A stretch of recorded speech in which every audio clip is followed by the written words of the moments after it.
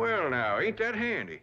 That, Pa? Way the road takes a bend in here, runs right by the front door. No, Mr. Clampett, this is your driveway. It goes with the house. Is this thing a house? Oh, yes, indeed. It was built by John Barrymore, one of our finest actors. Pretty fair stonemason, too. Hey, Jed! This here is dandy soil. Fine, Granny. We'll commence plowing tomorrow. But this is Beverly Hills. Dirt is dirt. Yes, I know, but... Why don't we look around inside, eh?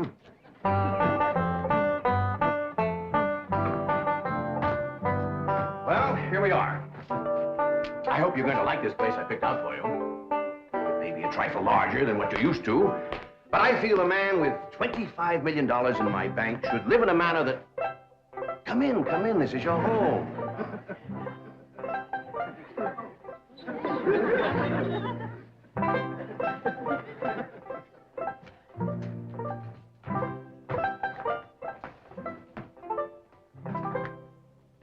As I say, it may be a bit more than you're used to, but I'm sure you'll be comfortable. Now, my secretary will be over right away to help you with the hiring of servants or whatever problems you may have. She's a very efficient girl, Miss Hathaway. Jed? Jed?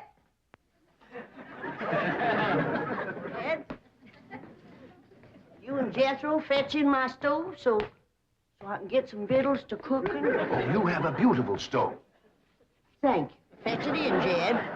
You scare up some wood, Ellie. No, I mean you have a stove already installed in the kitchen. Where's that? I'll show you. Excuse us. Ellie, you go with Granny. She'll still need you to fetch some wood. Sure, Pa. Uncle Jed, guess what? There's a whole nother house up here. Jethro, come down from there. Like as not that belongs to somebody else. Here we are. This is your kitchen. Oh, and here's the stove. The last word in food preparation. And speaking of food, you'll find everything you could possibly want stored right in here. See?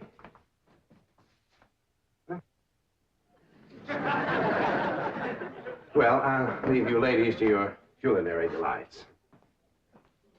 Au revoir. Bon appetit. Talks gibberish. You seem to set a great deal of store in this here stove, Granny. Well, we'll see.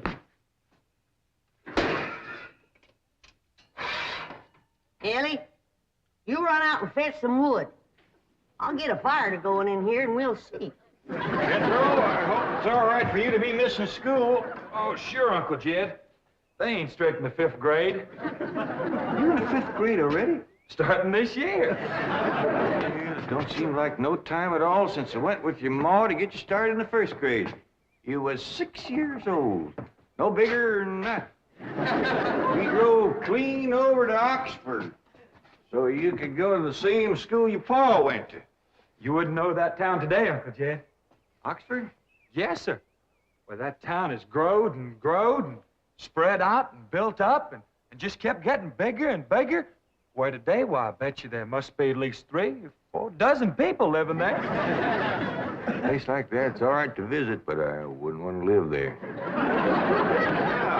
Can I be of any assistance? No, thank you, Mr. Drysdale. We were just talking about Jethro here getting back to school. Oh, well, we have some excellent educational facilities out here, Mr. Clampett. Where do you go to school, Jethro? Oxford. Oxford. Yeah, you see, Jethro's ma, that's my cousin Pearl. She married an Oxford man, so naturally Jethro, he goes to school there, too. I'm the champion crawdad eater. At Oxford? Jethro put away 3 buckets of crawdads. 4. And he's learned to cipher and everything. Cipher some for Mr. Drysdale. 1 and 1's 2. 2 and 2's 4. 4 and 4's 8. I have to take off my shoes to get any further than that. Never mind. I'm sure we're thinking of 2 different Oxfords. You see, there's one that's very, very famous and very old. That's where Jethro goes to school. Been there since pioneer days. That's how come it got its name. It's where the oxen used to ford the river. So folks took to calling it Oxen Ford, and later on it got shortened to Oxford. Yes, I see. Well, I'll be running. Oh, by the way, here are your keys. My secretary should be over very soon. Well, thank you very much, Mr. Drysdale, for everything you've been doing for us. Oh, it's my pleasure, Mr. Clabbett. You see, I'm not only your banker, I'm your next-door neighbor. Well, say, now ain't that nice? Well, now, why don't you bring your missus over tonight for supper, and I'll have Granny whomp up a mess of grits and hog jowl. Well, you see, right now my wife is in Boston. Well, that's too bad. When'll she be back? Not too soon, fortunately. I'll see you later. Hmm? Well, thank you, Mr. Drysdale. So long.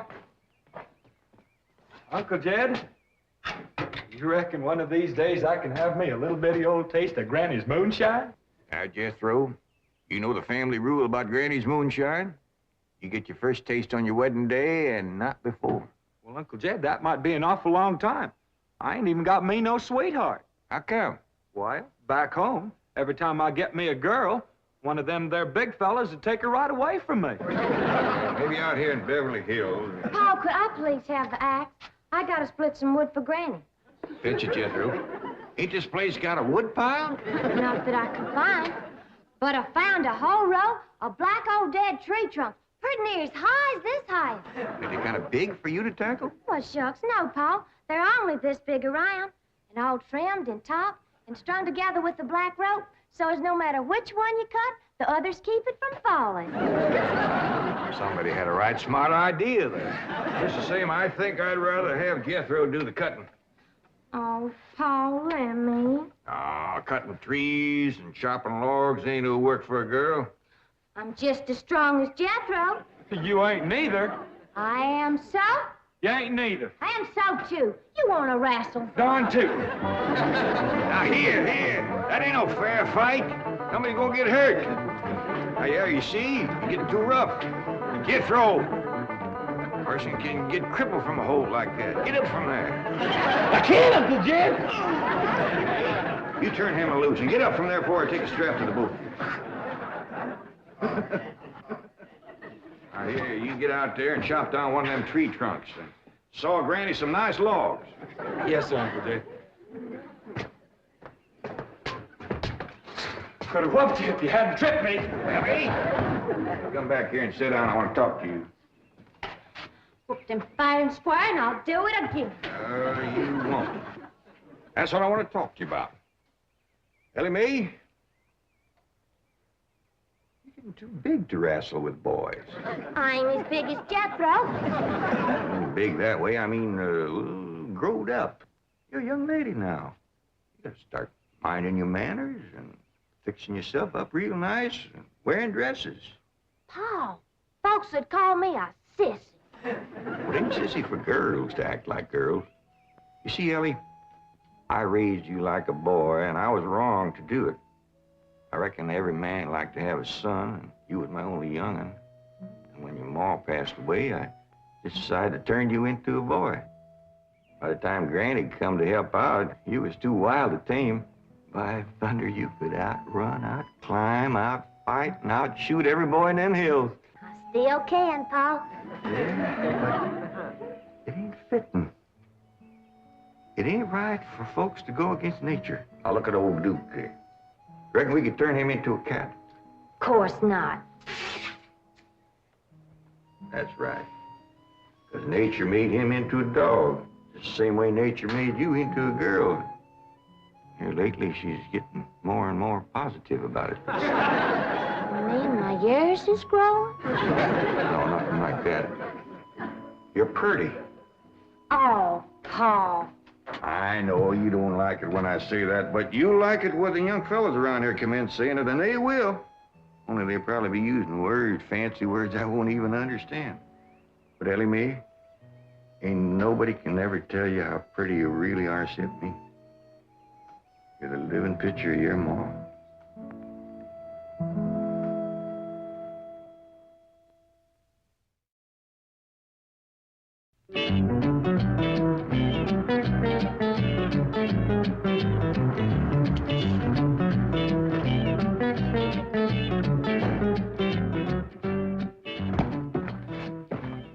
still here? I thought you were going up to the Clampett estate. I didn't think it prudent for us both to be absent simultaneously. In the event of crises... The only crises you have to worry about right now is keeping Mr. J.D. Clampett happy. Now get up there. Tell me, how did you like the flamingos?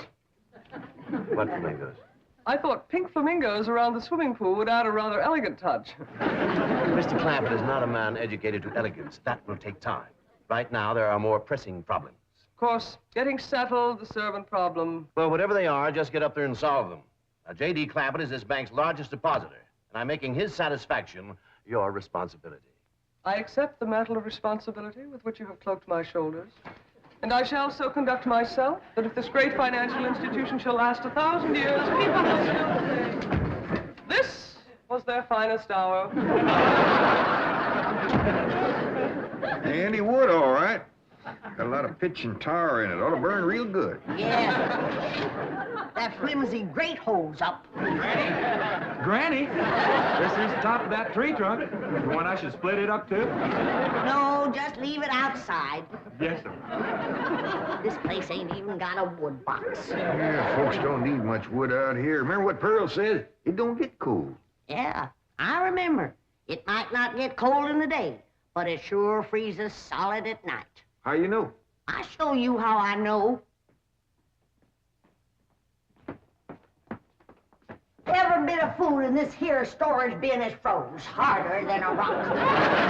Yes. Look.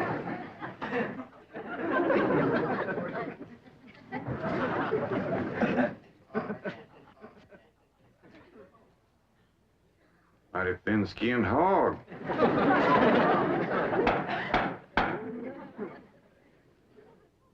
But I'll be doggone. Take me 2 days to thaw out that ham before I can ever cook it.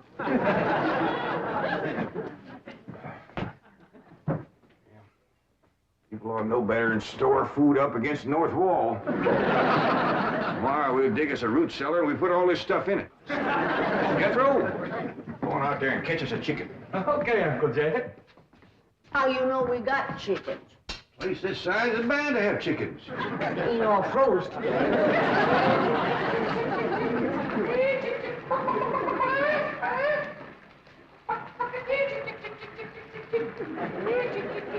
Chick, chick, chick, chick, chick, chick, chick.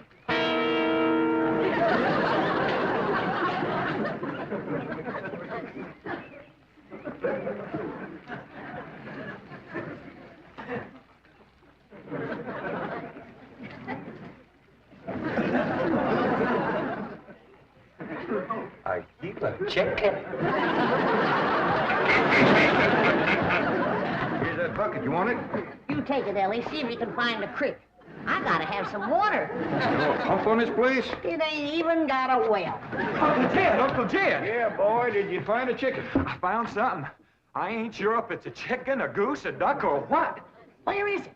I couldn't catch it. That thing can outrun a jackrabbit. There ain't no goose or duck. A chicken. If it is, I was right about things growing bigger out here. That thing was this high.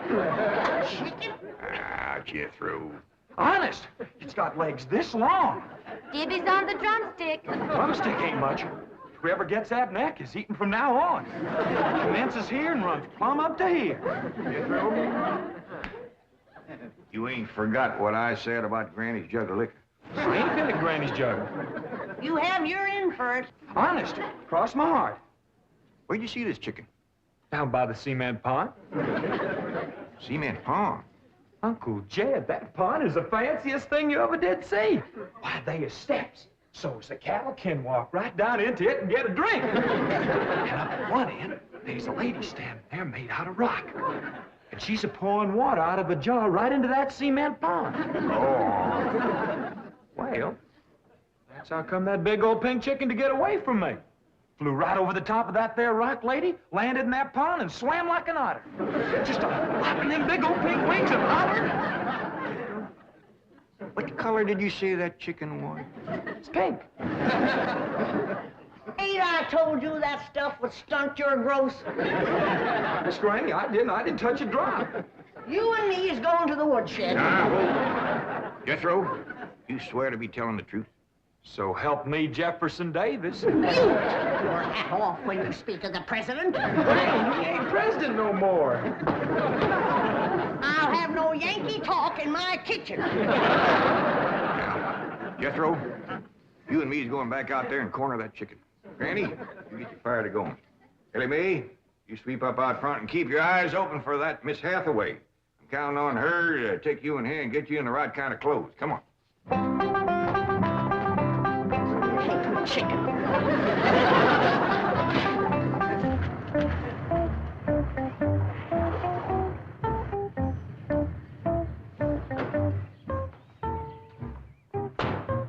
You there, young man. I ain't a young man, but I sure do thank you for thinking so. Good heavens, you're a girl. Yeah. I'm Jane Hathaway, executive secretary to Mr. Drysdale. And you, I take it, are a domestic of some sort? Cleaning girl, housemaid?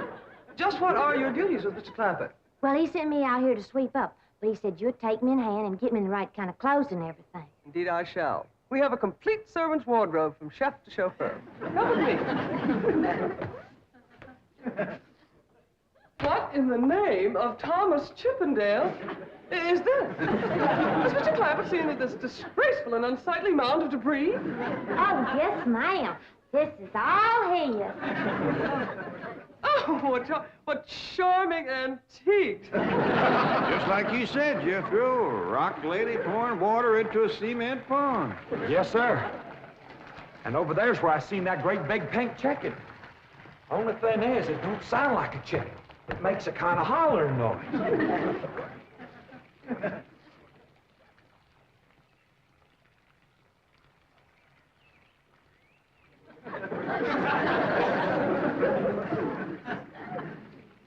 Reckon you'd make a hollering noise, too, if you was to lay egg like that. Man, oh, man.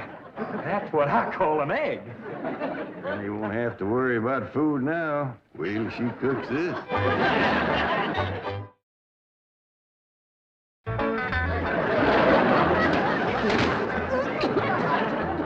That blame city stove don't draw worth nothing. Hey, Granny, look at this egg. What's all the smoke? Stove don't work. Probably just a stuffed-up flue. Ain't got a flue, ain't even got a stovepipe. Well, I'll get the shovel and a hoe and rake it out of there. You keep this egg.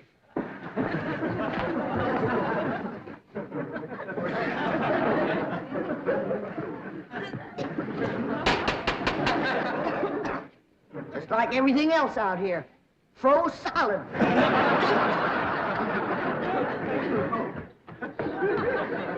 Really, my dear, you look quite charming. Well, I feel like a dead blind fool. Oh. Just a moment. Yes, up now. I'll be right back. Oh, that was my Pa. I take it he's a gardener. Oh, yes, ma'am. Pa just can't wait to commence gardening. Apparently. However, as though I admire his enthusiasm, I must forbid him access through the main entrance. Now, tell me about the rest of the staff. Is there a chauffeur? A what? Someone who does the driving. Oh, yes, ma'am. That's Jethro. Of course, I don't reckon he can stay around very long. He's got to get back to Oxford and go to school. Oxford? He attends Oxford University? Well, he just calls it school. Pa went to school there, too. Oh, yes. Old school time. Great pride, those Oxford men. Sorry I couldn't stop before. Granny was having trouble in the kitchen. Pa, do I have to wear this here stuff that Miss Hathaway... No, there can be no appeal from Mr. Clampett's orders. Thank you, ma'am. Glad to see you taking a firm hand. Ellie Mae, that's right pretty. Makes you look taller. She's got me walking on pegs. Well, run in and show Granny. And get rid of those old clothes, dear. Granny, I presume, is the cook. Yes, ma'am, but she ain't too happy about it right now. I shall deal with her directly. Now, let's see. Maid, gardener, cook, chauffeur. Oh, I understand Jethro is an Oxford man. You bet he is. I'm quite anxious to meet him. Don't blame you. Fine-looking young feller. Single, too. And he's on the lookout for a girl. I am only interested in the intellectual rapport which I would naturally have with an Oxford man. I presume you went to Eton as a boy. If I know Jethro, he went to eating the minute he was born. Yes, of course. I suppose his father matriculated him. I kind of think maybe it was his ma. Oh, well, no matter. At any rate, he's an eating man. That he is. Matter of fact, Jethro won the eating championship. How marvelous. What was he champion of? Eating. Yes, I know, but what was it? Cricket? Oh, no, it was crawdad. I don't think even Jethro would eat crickets. I was referring to the game of cricket. Jillian, where's the axe? I'll bet you, Granny. You talk to Miss Hathaway. And just why does Cook need an axe? I've hit this with everything I could lay a hand to. I even whopped it with an iron skillet. You are supposed to hit it with a croquet mallet. All right, where is it? I don't think I'll tell you. There is a time for work and a time for play. Now then, what are we cooking for Mr. Clampett? Well, I don't know what you're cooking him, but if he wants any victuals from me, somebody better shoot a possum. Possum? You got a better idea? But of course, a nice big fluffy souffle. All right. You shoot it and you skin it. You don't even know what a souffle is. What kind of a cook are you? I'm a cook with a stove that don't draw, food that's froze solid, chickens that can't be caught, eggs that can't be broke, and a smart alecky city woman telling me my business. That's what kind of a cook I am. Mind your tongue, little woman. I can have your job. You sure can, and the sooner the better. Jethro's coming, and just wait till you see what he's got. Thank heaven. Now I can have an intelligent conversation. Look, Granny, I got that big chicken. I hope it ain't as tough as its egg. That is a flamingo. Oh, no, ma'am. That's my nephew, Jethro. Jethro, say hello to Miss Hathaway. Howdy, ma'am. That's the big dangest chicken you ever did see. You go to school at Oxford? Yes, ma'am. I'm in the 5th grade. Stop bragging and wring that chicken's neck. Ellie Mae! No, stop, you barbarian. Don't harm one feather of that beautiful bird. I've taken just about as much as I'm going to take from you. Yeah, Granny. Ellie, you get the fire going under the big kettle outdoors. Young lady, where is your maid's uniform? I ain't going to work. Oh, yes, you are. No, I ain't. Oh, yes, you are, if I must subdue you forcefully. I wouldn't try that. No! Tried to tell you. I'll set on her, Ellie. You get the fire to go. Oh, here, Granny. Come on, let her up. Get off of it. You are discharged! All of you! Sacked! Fired! You are the most incompetent, insubordinate, belligerent group of domestics it has ever been my misfortune. Hathaway! Ah, Chief, you're just in time to help me take disciplinary action. You're fired. I've already told them. Not them, you. These people are the Clampetts. Clampett? Yes, that's right. Now go back to the office and pick up your severance pay. You're through. Now, Mr. Drysdale, hold on a spell. I reckon there's been a kind of a misunderstanding. But this little lady's been a right big help to us. Why, she fit in just like one of the family. Matter of fact, her and me is going out hunting. Ain't that right, Miss Hathaway? Yes, and... Yeah. Jethro, you can take that pink chicken back out to the cement pond. We're going out and shoot us a nice big fluffy souffle.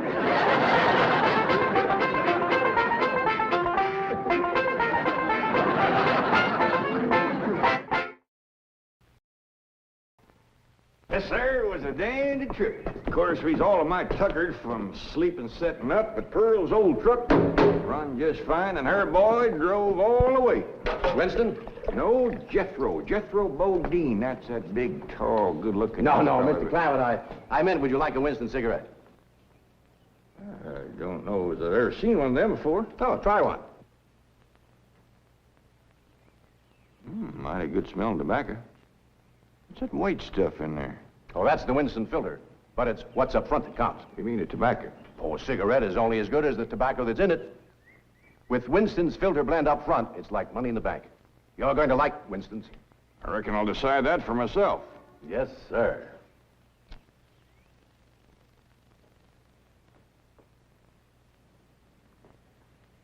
I like it. This here Winston tastes good. Like a cigarette should.